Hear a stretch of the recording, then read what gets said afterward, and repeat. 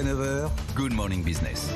Il est 7h45, ça fait 15 jours qu'il a pris le volant de Valeo, le nouveau directeur général Christophe Périllat, bonjour. Bonjour. Vous êtes déjà sur notre plateau, déjà on est ravis, et en plus vous êtes là pour annoncer une nouvelle co-entreprise avec Renault, et c'est pas rien, sur un moteur électrique de nouvelle génération qui va se passer de terres rares. Expliquez-nous. Oui, absolument. Alors c'est un projet de coopération, c'est pas une co-entreprise, c'est un projet de coopération, c'est-à-dire qu'on va, avec Renault, qui est un grand partenaire, c'est un grand client de Valeo, on va travailler ensemble pour à la fois co-designer un moteur de nouvelle génération.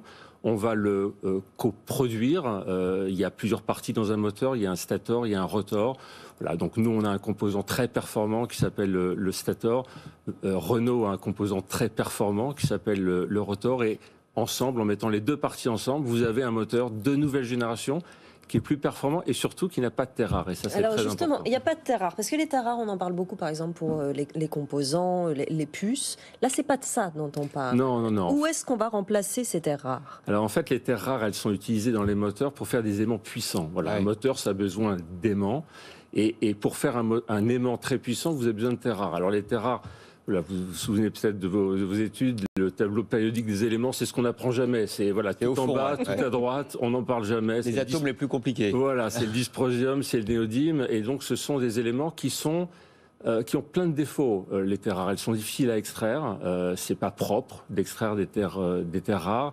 Le prix des terres rares est volatile. On peut même imaginer que le prix des terres rares augmente considérablement dans les prochaines années. Et puis les terres rares sont l'objet peut-être de tensions géopolitiques dans le futur, puisqu'elles sont majoritairement extraites en Chine. Donc quand on élimine les terres rares, on élimine tous ces problèmes à la fois. Et on s'affranchit de souveraineté aussi. Exactement. En même temps, vous avez annoncé quelques heures plus tôt, mais ceci explique cela, le rachat à 100% de la co-entreprise, cette fois-ci que vous déteniez avec Siemens dans le domaine des moteurs depuis 2016. Pourquoi est-ce que Siemens jette l'éponge quelque part et vous donne les clés ? Alors Siemens ne jette pas du tout l'éponge. Siemens a été un grand partenaire. On a en fait une décision qui est très simple à prendre. Vous avez un marché qui est le marché de l'électrification qui accélère d'une manière absolument considérable. Incroyable. Le marché dont on parle pour nous, c'est 92 milliards en 2030. Donc c'est 4 fois ce qu'il est aujourd'hui. Donc c'est le marché de l'électrification, c'est le marché des véhicules électriques. Et vous avez une co-entreprise qu'on a créée donc avec Siemens il y a maintenant 5 ans, qui a été une aventure industrielle absolument exceptionnelle. Juste pour vous donner quelques chiffres, c'est déjà 4000 personnes, c'est 2000 brevets, c'est 2 voitures sur 3 électriques qui ont les composants de Valeo Siemens, c'est 8 usines, c'est vraiment une aventure industrielle tout à fait extraordinaire. Et voilà, il était prévu que Siemens vende ses parts depuis le début. Il était prévu que Valeo les achète. La seule question qui n'était pas connue, c'est quand se ferait cette acquisition.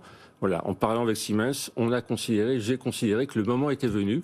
C'est le bon moment parce qu'on accélère et parce que le marché accélère. Alors, construction donc de ce nouveau moteur dont on parlait tout à l'heure avec Renault. Pour avoir une idée, il sera disponible quand? Il sera dans les voitures quand? À peu près en 2027. 2027.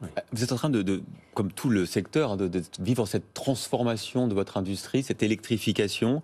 Vous faites déjà beaucoup de choses, notamment, on vient de le voir, les moteurs, en plus de tous les éléments que vous construisez dans une voiture, toute l'électronique de bord, les radars, les lidars. Vous êtes un champion et vous avez permis la première voiture autonome de niveau 3 avec votre lidar.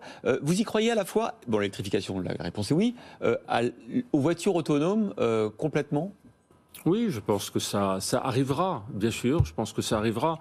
La première voiture de niveau 3, vous l'avez dit, elle est certifiée maintenant sur les autoroutes allemandes. C'est je pense, une avancée spectaculaire. Donc on peut faire autre chose. Vous avez l'autorisation de quitter les mains du volant et de quitter les yeux de la route, oui, absolument. Ça, on peut le faire en Allemagne, c'est autorisé. Ça, vous pouvez le faire en Allemagne dans des conditions particulières de roulage sur les autoroutes allemandes. Donc c'est un premier pas, mais c'est un premier pas vraiment important parce qu'il ouvre la voie vers un véhicule autonome et on pourra utiliser ce véhicule de manière toujours plus large. En attendant, 2022, comment vous vous relevez de cette crise de 2 ans et quels vont être les défis de cette année, finalement, pour Valeo? Ouais, parce que là, vous venez de publier pas les résultats, mais le release, là, le pré-release, et vous n'avez pas encore retrouvé le niveau, avec 17 milliards, je crois, d'euros de chiffre d'affaires, le niveau de 2019. Hein. On n'a pas encore retrouvé le niveau de 2019, 17 milliards de chiffre d'affaires en 2022. Alors, je vais donner mes perspectives. 17 milliards, c'est 17 milliards, c'est 2021. Je donnerai mes perspectives 2022 dans quelques jours. Hein. Je fais une réunion pour mettre à jour notre stratégie, mettre à jour nos objectifs financiers, les dévoiler. Je ferai ça à la fin de ce mois, donc très rapidement, dès le 25 février. Et donc c'est à cette occasion que je présenterai mes objectifs 2022. On se posait une question avec Sandra. Valeo, vous faites tout, vous faites les éléments de la voiture, vous faites l'électronique de bord, maintenant vous faites des moteurs.